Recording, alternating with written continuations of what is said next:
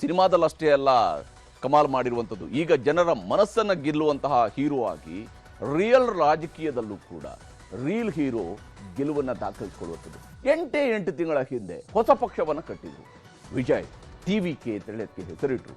ಈಗ TVK ಅಧಿಪತಿ ತಮಿಳುನಾಡಿನ ದಳಪತಿ ಆಗ್ತಾ ಇದ್ದಾರೆ. ತಮಿಳುನಾಡು ರಾಜಕೀಯದಲ್ಲಿ TVKಯ ನಾಯಕ ನಟ ವಿಜಯ್ ನಿಜಕ್ಕೂ ಕೂಡ ಸುನಾಮಿ ಎಬ್ಬಿಸಿದ್ದಾರೆ. DMK ಹಾಗೂ ಅಣ್ಣಾ DMKನ ಧೂಳೀಪಟ ಮಾಡಿದ್ದಾರೆ. ಎರಡು ಸಾಂಪ್ರದಾಯಿಕವಾದಂಥ ಎದುರಾಳಿಗಳಿದ್ವು. ಬಹುತೇಕ 40 ವರ್ಷಗಳ ರಾಜಕಾರಣ, ಈ ಎರಡು ಪಕ್ಷಗಳ 50 ವರ್ಷಗಳ ರಾಜಕಾರಣ, ಈ ಎರಡು ಪಕ್ಷಗಳ ನಡುವೆ ಮಾತ್ರ ನಡೆದಿರುವಂಥದ್ದು ತಮಿಳುನಾಡಿನ ಇತಿಹಾಸ. ಆದರೆ ದಳಪತಿ ವಿಜಯ್ ನೇತೃತ್ವದ TVK 234 ಕ್ಷೇತ್ರಗಳ ಪೈಕಿ 107 ಕ್ಷೇತ್ರಗಳಲ್ಲಿ ಗೆದ್ದು ಅತಿದೊಡ್ಡ ಪಕ್ಷವಾಗಿ ಹೊರಹೊಮ್ಮಿದೆ. ಮೊದಲ ಪ್ರಯತ್ನದಲ್ಲಿ ವಿಜಯ್ ಅಧಿಕಾರದ ಚಿಕ್ಕಾಣಿ ಹಿಡಿಯೋದಕ್ಕೆ ಸಜ್ಜಾಗಿದ್ದಾರೆ. ಮಹಿಳೆಯರು, ಯುವಕರು, ಸಿನಿಮಾ ಅಭಿಮಾನಿಗಳು ವಿಜಯ್ ಕೈ ಹಿಡಿದಿದ್ದಾರೆ.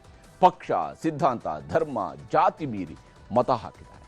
ತಮಿಳುನಾಡಿನಲ್ಲಿ ನಿಜಕ್ಕೂ ಈಗ ವಿಜಯೋತ್ಸವ ನಡೀತಾ ಇದೆ. ತಮಿಳುನಾಡಿನಲ್ಲಿ ದಳಪತಿ ವಿಜಯ್ ಅವರ TVK ಗೆಲುವು ಸಾಧಿಸ್ತಾ ಇದ್ದಂತೆ ವಿಜಯ್ ಕುಟುಂಬಸ್ಥರು ಕುಣಿದು ಕುಪ್ಪಳಿಸಿದರು. ವಿಜಯ್ ತಂದೆ ಹಾಗೂ ತಾಯಿ ಸೇರಿದಂತೆ ಕುಟುಂಬಸ್ಥರು ವಿಜಯ್ ಹಾಡಿಗೆ ಹೆಜ್ಜೆ ಹಾಕುತ್ತಾ ಸಂಭ್ರಮಾಚರಣೆಯನ್ನು ಮಾಡಿದರು. TVK ಕಾರ್ಯಕರ್ತರು ಬಿಗಿಲನ್ನು ಊದ್ತಾ ವಿಜಯ್ ಅಭಿಮಾನಿಗಳು ರಾಜ್ಯಾದ್ಯಂತ ಸಿಹಿ ಹಂಚಿದ್ದಾರೆ, ಪಟಾಕಿ ಸಿಡಿಸಿದ್ದಾರೆ, ಕುಡಿದು ಕುಪ್ಪಳಿಸಿದ್ದಾರೆ. ನಿಜಕ್ಕೂ ಒಂದು ಬಹಳ ದೊಡ್ಡ ಸ್ಥಿತ್ಯಂತರ ರಾಜಕೀಯವಾಗಿ ನಡೆದಿರುವಂಥದ್ದು ತಮಿಳುನಾಡಿನಲ್ಲಿ. ದಳಪತಿ ವಿಜಯ್ ಎಲೆಕ್ಷನ್ಗೆ ನಿಂತಾಗಲೇ ಅವರ ಕುಟುಂಬದಲ್ಲಿ ಬಿರುಕು ಮೂಡಿತು. ಪತ್ನಿ ವಿಜಯ್ ಅವರಿಂದ ವಿಚ್ಛೇದನೆಯನ್ನು ಪಡ್ಕೊಂಡ್ರು. ಅದಕ್ಕೆ ಬೇಕಾಗಿ ಅವರು ಕೋರ್ಟ್ ಮೆಟ್ಟಿಲೇರಿದ್ರು. ನಟಿ ತ್ರಿಷಾ ಕೃಷ್ಣನ್ ಅವರ ಜೊತೆಗೆ ವಿಜಯ್ ಅವರಿಗೆ ಸಂಬಂಧವಿದೆ ಅನ್ನೋದರ ಬಗ್ಗೆ ಸುದ್ದಿಗಳು ಹರಿದಾಡಿದ್ರು.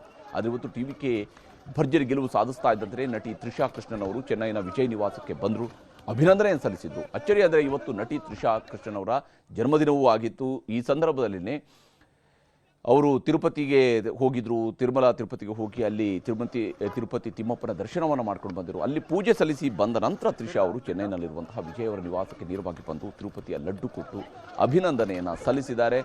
ವಿಜಯ್ ಅವರ ಗೆಲುವಿಗೆ ಅವರು ಅಭಿನಂದನೆಯನ್ನು ಸಲ್ಲಿಸಿದ್ದಾರೆ.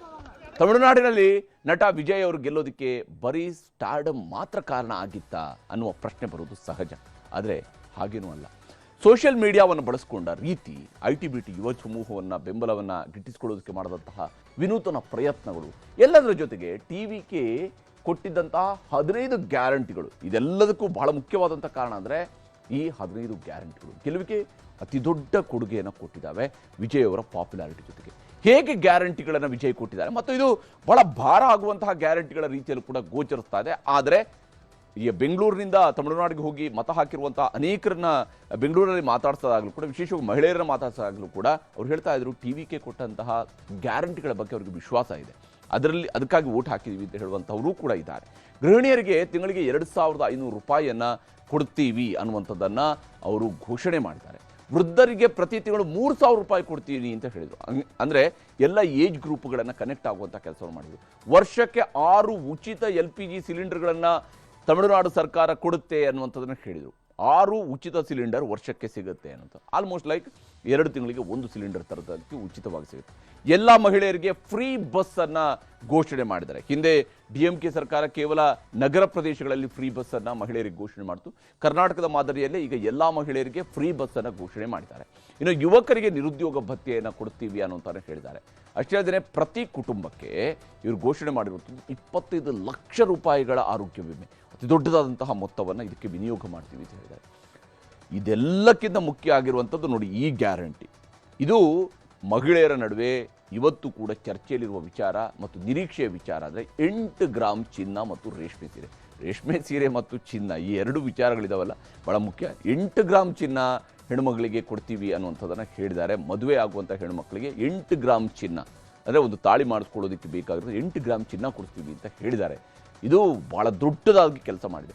ಬಡ ಮಕ್ಕಳ ಶಿಕ್ಷಣಕ್ಕೆ 15,000 ರೂಪಾಯಿ ಸಹಾಯಧನವನ್ನು ಕೊಡ್ತೀವಿ ಅಂತ ಹೇಳಿದ್ದಾರೆ. ಎಲ್ಲ ಹೆಣ್ಣುಮಕ್ಕಳಿಗೆ ಫ್ರೀ ಸ್ಯಾನಿಟರಿ ಪ್ಯಾಡ್ಗಳನ್ನು ವಿತರಣೆ ಮಾಡ್ತೀವಿ ಅನ್ನುವಂತಹ ಭರವಸೆಯನ್ನು ಕೊಟ್ಟಿದ್ದಾರೆ. ಬಡವರಿಗೆ 200 ಯೂನಿಟ್ವರೆಗಿನ ವಿದ್ಯುತ್ತನ್ನು ಉಚಿತವಾಗಿ ಕೊಡ್ತೀವಿ ಅಂತ ಹೇಳಿದ್ದಾರೆ. ಅದರ ಜೊತೆಗೆ ಸಣ್ಣ ರೈತರ ಸಾಲವನ್ನು 50%ನಷ್ಟು ಮನ್ನಾ ಮಾಡಿಸ್ತೀವಿ ಅನ್ನುವಂತಹ ಭರವಸೆಯನ್ನು ಕೊಟ್ಟಿದ್ದಾರೆ. ಜೊತೆಗೆ 5 ಲಕ್ಷ ಸರ್ಕಾರಿ ಉದ್ಯೋಗಗಳು ಖಾಲಿ ಇದ್ದಾವೆ, ಅವುಗಳನ್ನು ಭರ್ತಿ ಮಾಡಿಸ್ತೀವಿ ಅನ್ನುವಂತಹ ಭರವಸೆ ಕೊಟ್ಟಿದ್ದಾರೆ. 20 ಲಕ್ಷ ರೂಪಾಯಿವರೆಗೆ ಬಡ್ಡಿ ರಹಿತ ಶಿಕ್ಷಣದ ಸಾಲವನ್ನು ಕೊಡ್ತೀವಿ ಅನ್ನುವಂಥದ್ದನ್ನು ಅವರು ಹೇಳಿದ್ದಾರೆ. ಅಂದರೆ ಹೈಯರ್ ಎಜುಕೇಷನ್ಗೆ ತಮಿಳುನಾಡಿನಲ್ಲಿ ಹೆಚ್ಚಿನ ಜನ ಹೋಗ್ತಾರೆ, ಅವ್ರಿಗೆ ಅನುಕೂಲ ಆಗುತ್ತೆ. ಡ್ರಗ್ಸ್ ಮುಕ್ತ ತಮಿಳುನಾಡು ಅನ್ನೋದರ ಘೋಷಣೆಯನ್ನು ಮಾಡಿದ್ದಾರೆ.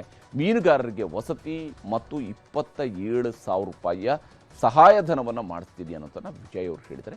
ಕೊಡೋದಕ್ಕೆ ಭರಪೂರವಾದಂತಹ ಭರವಸೆಗಳು, ಸಿನಿಮಾದಲ್ಲಿ ಕೊಡಬಹುದಾಗಿರುವ ಭರವಸೆಗಳೆಲ್ಲವೂ ಕೂಡ ರಾಜಕೀಯದಲ್ಲಿ ಘೋಷಣೆಯಾಗಿದ್ದಾವೆ. ಹೀಗಾಗಿ ಈ ರಾಜಕೀಯದಲ್ಲಿ ಏನಾಗುತ್ತೆ ಅಂದರೆ ತಮಿಳುನಾಡಿನಲ್ಲಿ ವಿಜಯ್ ಕೈ ಹಿಡಿದಿದ್ದು ಬರೀ ಗ್ಯಾರಂಟಿಗಳಷ್ಟೇ ಅಲ್ಲ, ಅವರ ರಾಜಕೀಯ ನೀತಿಗಳು ಕೂಡ ಇದಕ್ಕೆ ಬಹಳ ಮುಖ್ಯ ಕಾರಣ. ಯಾಕಂದರೆ ಅವರು ಪ್ರಚಾರ ಮಾಡಿದ್ದು ಕುಟುಂಬ ರಾಜಕಾರಣದ ವಿರುದ್ಧದ ಹೋರಾಟ ಅಂತ ಹೇಳಿ.